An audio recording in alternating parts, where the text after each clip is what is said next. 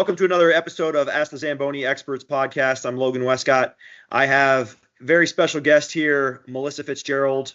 We've been friends for a long time from the Bay Area days, and now she's the two-time Stanley Cup winner with the Florida Panthers in South Florida. So congratulations, Melissa. Just wanted to say hello. And congratulations on your back-to-back Stanley Cups. What's that done for you guys for hockey in South Florida and the War Memorial and Baptist Health Iceplex? South Florida is totally a hockey town. Like just everywhere, Miami-Dade County, Broward County, Palm County, it's like everybody's a Panthers fan. But for us here at the facility, it was crazy. We opened right before playoffs started last year on what turned out to be a Stanley Cup run that resulted in a Stanley Cup championship. And so from the get-go, it just built such a sense of connection between the team and the community here. We had thousands of people showing up for every game, home or away, to come in and sit in front of one of our big screens somewhere, or skating out on the ice and watching the game on our big Dektronic screen. And we really got right away how much the community wants to be able to come together and cheer for the team and feel connected to the team. And it has just carried that way through ever since. So the second Stanley Cup was crazy. Everyone just assumed this was where they were coming to be together and cheer. And we love that. So the building feels pretty lucky then. So you won the first Stanley Cup when the building opens. You won a second one this year. Was there a big difference between just the crowds and the way people came out for last year's Stanley Cup versus this one? Last year we got a good number of people starting in round one, but round two got a little busier, and round three started to get what we thought was really kind of crazy busy. And then round four got even busier, to the point where we were worried that we were going to go over capacities and whatever. This year, those big crowds started from the first round. Like, people that's one of the things I loved, was that people remembered, like, this is the place they come and they watch hockey and cheer the team on. So all those numbers that we thought were huge numbers, the roof got blown off of them this year, and had even more people. And we were able, because our auditorium, our small entertainment venue that's attached to this complex, was not open yet last year, and this year it was. So we were able to have some watch parties that extended across the whole complex, including this 3,500 person small entertainment venue. And it's just, as I said, it's just the excitement has just continued to grow, and with it is just a larger and larger sense of community, and the community's ownership of this place as being a part of their community, which is amazing.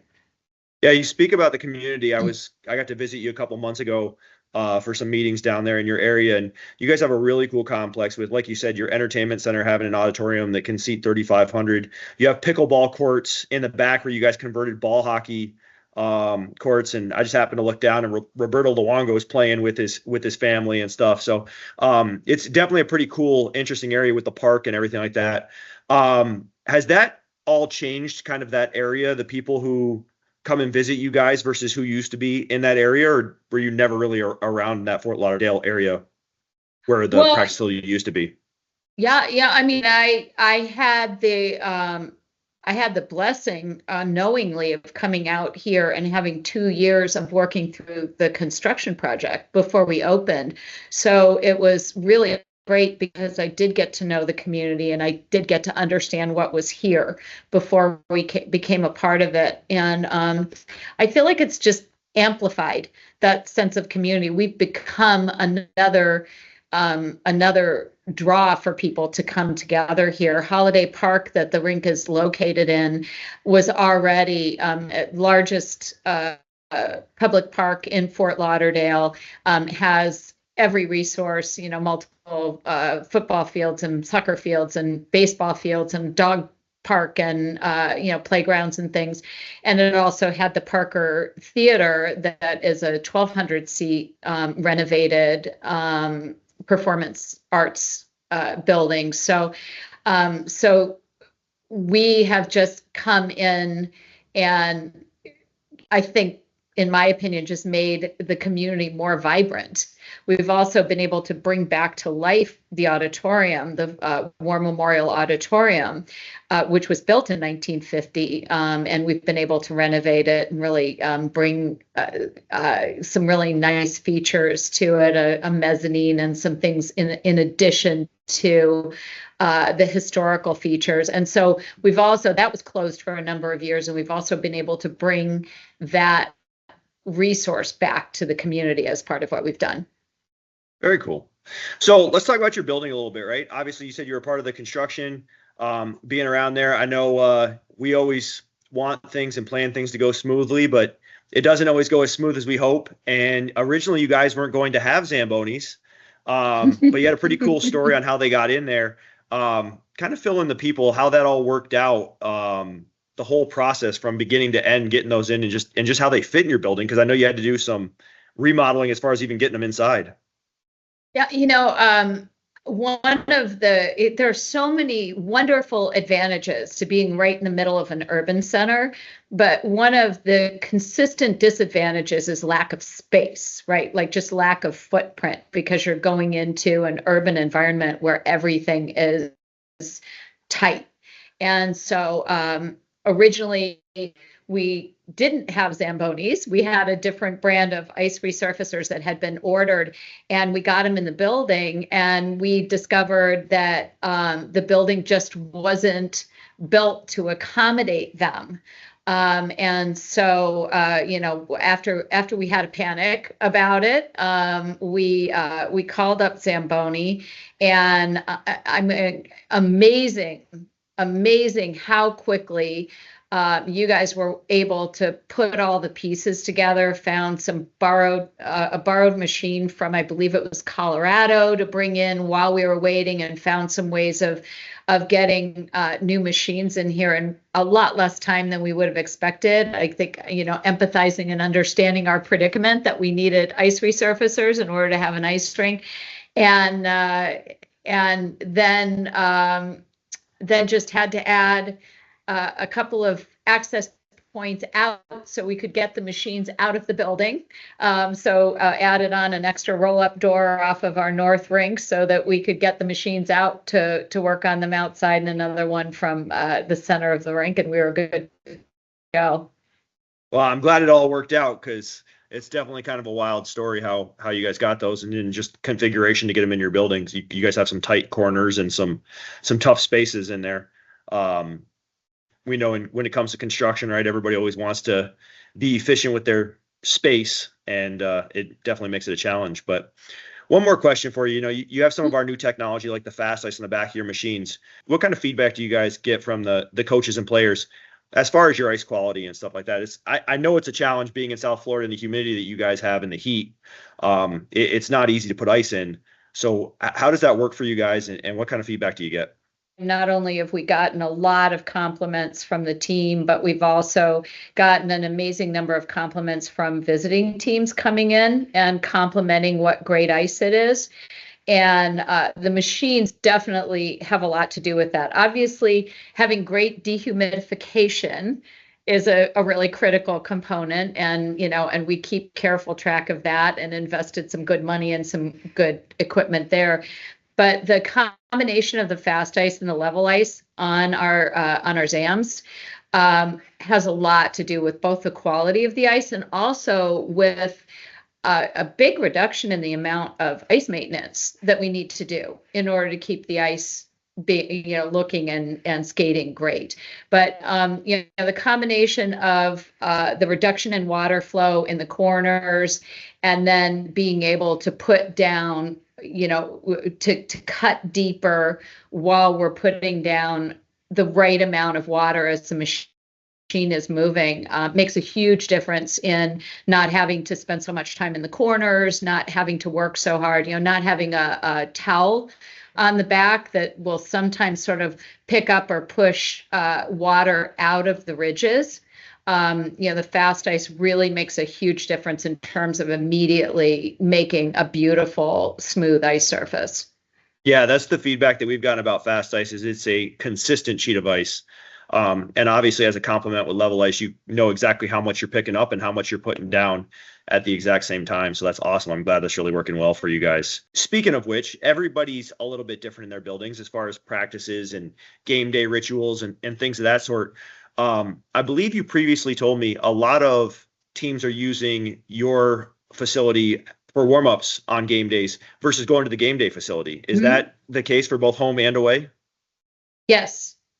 Yes. There are still teams that will come in and use the big building, but we've seen that for the most part, teams really have been asking to have both practice day and game day ice at our building, which again, we just take as a huge compliment. I also understand that part of it is that, we are a mile from the beach. So they also get to come and have a great ice sheet.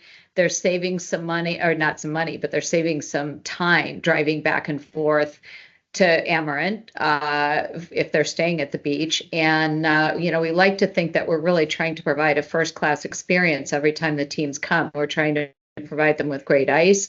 We're trying to provide them with all the amenities that they need. We have a world-class restaurant here that does our team catering for visiting teams. And so, we've found that the teams really like being in our building, and they like being able to stay in Fort Lauderdale.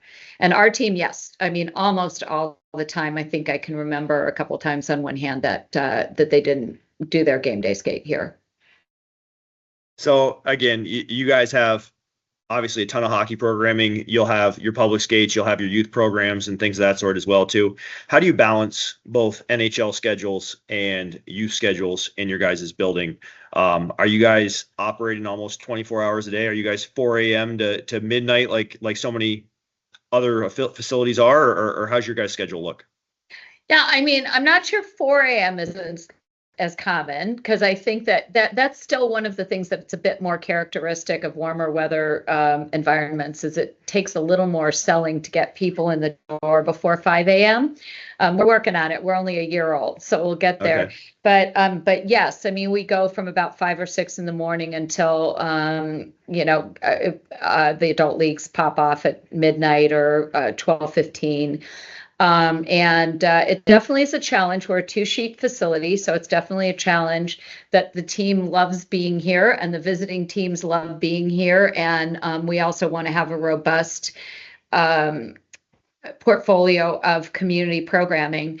But what we're finding is, again, there's such a good spirit between the community and the team, and people love coming to this facility. They like feeling like they're a part of the Panthers. And so we found when we do need to move something around because the team needs some ice, for instance, during the playoffs when the needs were a little bit more intensive, and sometimes that meant moving some class lessons a little bit or doing something else. I was really amazed, and I continue to be amazed at what good spirit people have and how willing they are to try to be flexible, because they want to be a part of this. So we're lucky in that way. For you personally, you've had quite a journey going from the West Coast, from the Bay Area out to Southern Florida. You came from another world-class organization with the San Jose Sharks. What's your biggest difference going from not only organization from San Jose to Florida, but also just the West Coast to the Southeast? What's been the biggest difference for you? Other than the humidity? That's an obvious one, right? Yeah. No, in a lot of ways, the Sharks organization and this organization are very similar in that, both of them, as you said, are really world-class organizations that care deeply about, both the physical facilities and qualities, and also community connection. And so, I think part of what I saw in this organization was a similar set of values to the ones that I appreciated where I was. I loved being with the Sharks, and I wouldn't have moved except for the fact that the more that I started hearing about what they were doing here, the more I realized what an exciting project this was. And I had no crystal balls to know that we were also going to win 2 Stanley Cups at the time.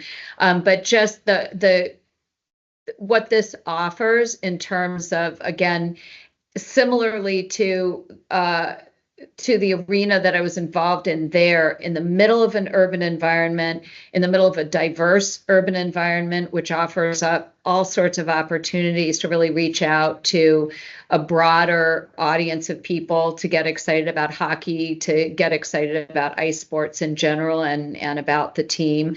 And so, to me, this has just been taking what I loved in the Bay Area and being able to just put it on steroids here. I think the thing that they both have in common is they both have been traditionally called non-traditional hockey markets, and they're just not anymore. That's what I've been seeing here, and I was seeing it in San Jose as well, that these just because they're warm weather climates no longer makes them a non-traditional hockey market.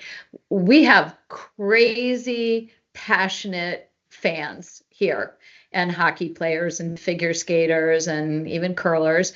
So it's been exciting for me in both markets to kind of see how these non-traditional markets have grown into traditional hockey markets, the new tradition. Melissa, I'm going to brag about you for a second because I've known you for a long time. You worked with my father in Berkeley, California, at the Berkeley Iceland, and you helped getting that Berkeley Bulldogs hockey program going. You helped bring some girls hockey to Northern California, and then with the NHL, you started the diversity task force. How do you see all those things that you've implemented and you've helped create? How has that helped grow the game? Again, to your point, especially being in non-traditional markets that really have become hockey hotbeds. 3 of the best players in the world right now, you got one of them on your team, and Matthew Tkachuk is originally born in Arizona. So these are definitely hot, warm places that are not traditional hockey places. But again, I feel like you've had a little bit of a hand in growing some of these things. So how do you feel about those initiatives?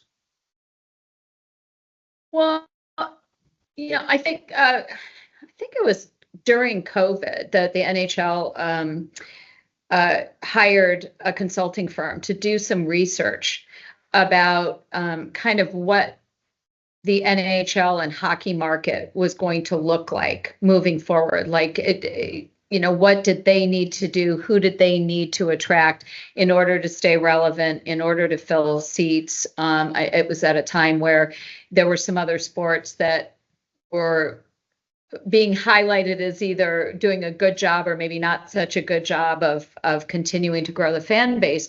And one of the messages that came back loud and clear was that the younger audience, the potential audience of hockey fans, hockey players, ice enthusiasts, was going to be more diverse than perhaps the traditional audience. And so having rinks in urban environments where there is diversity outside of the doors enables you to introduce the sport to a broader spectrum of people. And honestly, that was what first attracted me to Berkeley, Iceland. I mean, it's the town that UC Berkeley is in, and there's, it's a very diverse and interesting environment. And I started, when I took my kids to the rink to go skating, I started looking around and going, everybody is coming here to skate. This isn't what I'm used to in a nice arena. This is like everybody is coming to skate. And I remember in those old days having, I don't even know if I'm supposed to admit to it, but 800 or 900 people who would show up on that huge ice surface at Berkeley, Iceland. It was unbelievable. And have all the, people weren't falling down because they were being held up by the other people skating next to them. And, and again, it was broadening the exposure of ice and ice sports because it was put in an environment that had a broader range of people. And so I think that's been a common theme for me through my career. It's just been that I get excited about taking our sport out into communities that often don't even know about it, and getting kids excited about playing. So yeah, and girls are a part of that. I mean, again, hockey was not traditionally a female sport, and now, with the PWHL and with some of the role models out there, it's exciting, and I'm proud if I have had a little part of that, of trying to grow the girls' game. That's awesome. So, you mentioned growing the game and bringing people in. This industry it's a very small world, as you know, and a lot of the knowledge, especially since COVID, has kind of started retiring, and we're seeing a new wave of people coming in. What advice would you give somebody who wants to go down your path, whether it's the ice tech side of the business side of the business? What advice would you give them to get started, to get into the front office? Because there's so many of us as hockey players that love being around the rink, but the NHL just isn't in our future. So how do we get into the rink business? Yeah, well, I mean, I think networking is everything. I mean, I would be happy if anybody wants to talk to me, research how to reach me at the Florida Panthers, and I'd be happy to have a conversation with them. All of my great opportunities in life, even beyond hockey, have always come from the connections that I've made with people and finding out about opportunities that are interesting for me, because I have those connections. So I would encourage anyone who wants to, no one steps into this business and just knows everything. There's no ice arena school. There's some good, classes and programs now within our industry, but you don't go to college for ice arenas or ice maintenance or whatever. We've all had to learn both from others and also from drawing on related experiences and figuring out how they fit into our industry, which is a real niche industry. It has a lot of very specific kinds of needs, but there are so many resources that people have in their portfolio that can be applied. And I guess I would speak specifically in part to women who might be interested in getting into the business, that traditionally we tend to look to see if we check off all the boxes. Yes, I know this, I know this, I know this, I know this, so therefore I'm qualified to do this. I would encourage people not to do that, just to figure out what they do know, how they can connect. Again, reach out to people like me. There are people like me all over the country. You just have to do your research and discover what rinks are out there. There are a variety of different types, as you've mentioned. There are NHL facilities. There are wonderful little mom and pop facilities. A lot of just park and rec or municipally owned facilities, and just go skating and ask the people their questions, and try to find out as much as you can and network as much as you can. Melissa, I know you don't have a lot of downtime, because not only do you run a facility that's open 365, and you guys just won the Stanley Cup, you guys have 3 ice coming up as well. Yeah. Is that tell us a little bit more about that, because it was something that kind of started and then it went away for a little bit. And now it's coming back this year. How's that look? What's that look like for you guys as far as 3 ice? We're really excited. This is our first year doing this, so we're looking forward to having the experience for the first time ourselves. It's 3-on-3 hockey that is being coached by some of the biggest names in hockey history, right? And so it's exciting. They play a series of games each night. We'll have 5 different game nights here for the summer, and they're going to be playing on the Panthers practice ice. And so, as I said, we're looking forward to discovering it as we go along as well. Great guys involved, and so far the partnership has been exciting. Are there any other projects that you guys are excited about going forward? I know you don't really have time, new buildings, so it's not like you have to do any kind of renovations or anything like that in your building, but anything that you guys are excited about moving forward? Well, we still have one space we need to develop out. And so, that's coming up probably in 2026. So we do still have one blank slate to work with in a corner of the building. But other than that, no, we really want to grow. We want to grow the programming, and we want to grow the connections out into the community. We want to try to figure out, with a 2-sheet facility, as you start to bust around the seams in terms of ice availability, you just have to get creative on what else you can do, how else you can create efficiencies, what other spaces you can use, how you can reach out and do things outside of the rink to introduce people to the sport. So we really are just getting started, and we still have building projects. There, in an old building, there are all the things that are falling apart, and in a new building, you're constantly discovering which things need to be tweaked and adjusted, and what suddenly goes down and why it went down. And so we're not bored when it comes to making sure that the building is running at peak potential. That's all I got, Melissa. Thank you so much for your time. Really appreciate everything. And it sounds like you're doing great in South Florida. So anything you need from us, we're always here. We're always happy to help. Well, as I said, we appreciate you guys so much. I mean, you came through big time and really made the difference in being able to get open and get going just in time, as I said, for a playoff run in the Stanley Cup. So you guys own a little piece of that too. Awesome. Thank you.